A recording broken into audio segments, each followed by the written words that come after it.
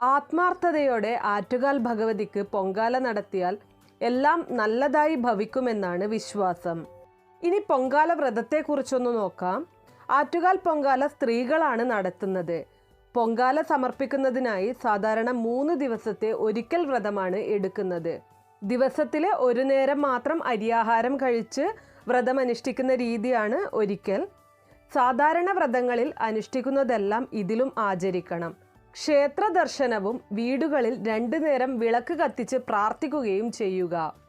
പൊങ്കാല സമർപ്പിച്ചതിന് ശേഷം ക്ഷേത്ര ദർശനത്തോടെ വ്രതം മുറിക്കാം.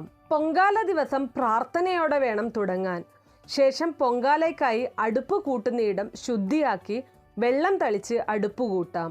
ആദ്യം പൊങ്കാല അടുപ്പിന് വലതുഭാഗത്ത് ഒരു ഇലയോ പീഠമോ ഇട്ട് വിളക്ക് കൊളുത്തുക. ചന്ദനത്തിരിയും കത്തിച്ചു വയ്ക്കാം. അതിനു മുന്നിൽ ഒരു തൂശനിലയിൽ ഗണപതിക്ക് ഒരുക്കു വയ്ക്കാം. ഗണപതി ഒരുക്കില് സാധാരണ അവിൽ, മലർ, പഴം, ശർക്കര, വെറ്റില, പാക്ക്, ഒരു നാണയം എന്നിവയാണ് വയ്ക്കുന്നത്. കൂടാതെ പുഷ്പങ്ങൾ, നിറനാഴി, കിണ്ടിയിൽ വെള്ളം, ചന്ദനം എന്നിവയും വയ്ക്കാവുന്നതാണ്. വേണമെങ്കിൽ നിങ്ങൾക്ക് കർപ്പൂരവും കരുതാം. പുതിയ മൺകലത്തിലാണ് സാധാരണ പൊങ്കാല സമർപ്പിക്കുന്നത്.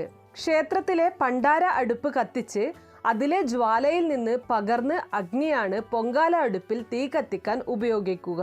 അതുപോലെ ഗണപതി വിളക്കിൽ നിന്നും അഗ്നി പകരാറുണ്ട്. നിവേദ്യം തയ്യാറാക്കിയതിനു ശേഷം അത് ഇലയിട്ട് മൂടി വയ്ക്കുക.